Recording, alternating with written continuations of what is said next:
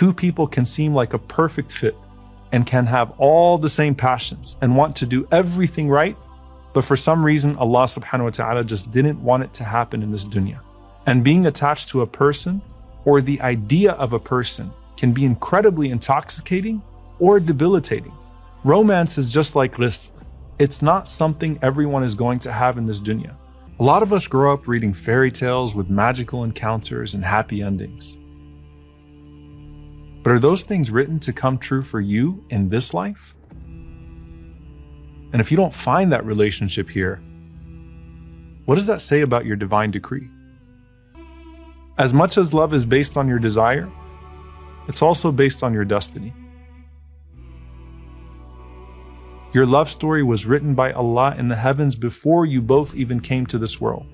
Allah created your love and created the means for your love. And Imam Ibn Hazm rahimahullah outlines over 15 reasons why people fall in love. He talks about physical beauty and temperaments and character and wealth and family and all sorts of things. But then he says the most noble love is mahabbatil mutahabina fillah, love for the sake of Allah. And he specifically says that it could be lijtihadin fil amal, because of a similar passion for righteous work that two people are both engaged in. And the Prophet ﷺ said, "Lam nara lil mutahabina mithla nikah," that I know nothing better for two people that love each other than to get married. And he also said, people get married for various reasons, but look for religion and character. Those are the intangible forms of beauty that will keep a couple together for all of eternity. Now, that doesn't mean that other factors aren't important, and in fact even part of love, but they can't form the foundation of it. Al-Mughira ibn Shu'bah radiyallahu anhu said, I asked a woman in marriage, and Rasulullah sallallahu alaihi wasallam said to me, "Hal nadarta ilayha?" Did you go look at her? And when I said I had not, the Prophet sallallahu alaihi wasallam said, "Fandur ilayha, فَإِنَّهُ أَحْرَى أَنْ يُؤْدَمَ بَيْنَكُمَا." Then go look at her, because it is better that there should be love between you. But with all of that being said, two people can seem like a perfect fit and can have all the same passions and want to do everything right, but for some reason Allah subhanahu wa ta'ala just didn't want it to happen in this dunya. And being attached to a person or the idea of a person can be incredibly intoxicating or debilitating. Romance is just like rizq. It's not something everyone is going to have in this dunya. And we are to be content with what Allah has decreed, even if that means I have to wait for my spouse in Jannah, where the Prophet ﷺ said, "Laysa fil jannati a'zab." No one is going to be single in Jannah. But if it hasn't been decreed for you in this dunya, that doesn't make your worth any less.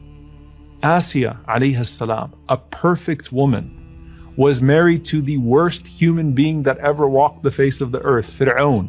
Maryam alayhi salam, the greatest woman of her time and all time, never even got married. And there are many scholars in our ummah, the forerunners of our ummah, who never got married, and they used their time and their focus to become the legends of their time.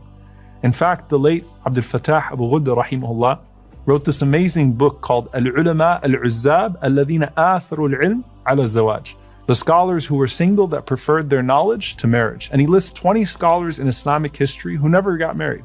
The likes of Imam Al-Tabari rahimahullah, and Imam Al-Nawawi rahimahullah, Ibn Taymiyyah Az-Zamakhshari, or even the famous Rabi' Al-Adawiyya, may Allah be pleased with them all. Now, these scholars were not avoiding marriage, but they understood that Allah subhanahu wa ta'ala did not decree that for them. And many scholars said that the reason why they were able to achieve what they achieved is perhaps because they didn't have those families, and instead they left behind their books as their children.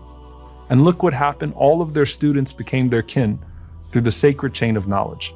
Now, that doesn't mean it's either knowledge or marriage, or it's either worship or marriage, or it's either charity or marriage, or it's either volunteering or marriage.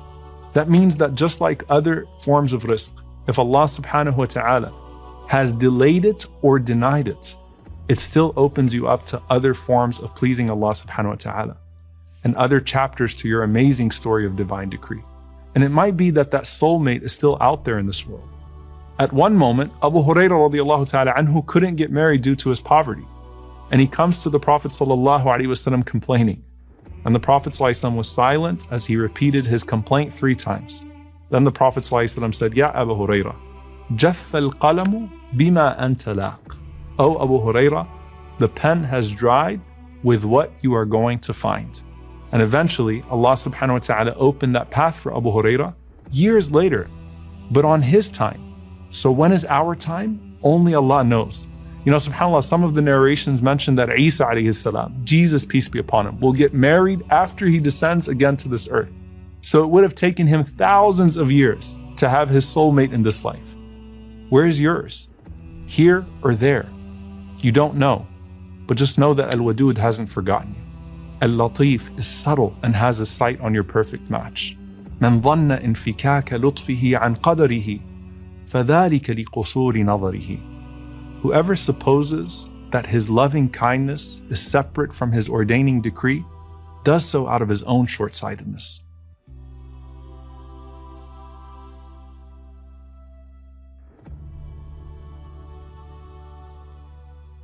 Sometimes we don't make it any easier on ourselves. We let our minds fantasize and imagine a life that may or may not come true. But we start to build an emotional connection to this idea in our head. And having our minds filled with endless fantasies can only make us fall that much harder when our actual Qadr reveals itself to us in a way we didn't wish. Things don't always work out the way that we imagine for ourselves.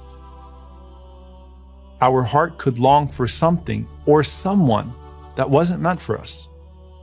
And they were meant to still be a part of your story, but perhaps not in the way you'd hoped. Allah has more for you, stored up in a future that you haven't yet even anticipated.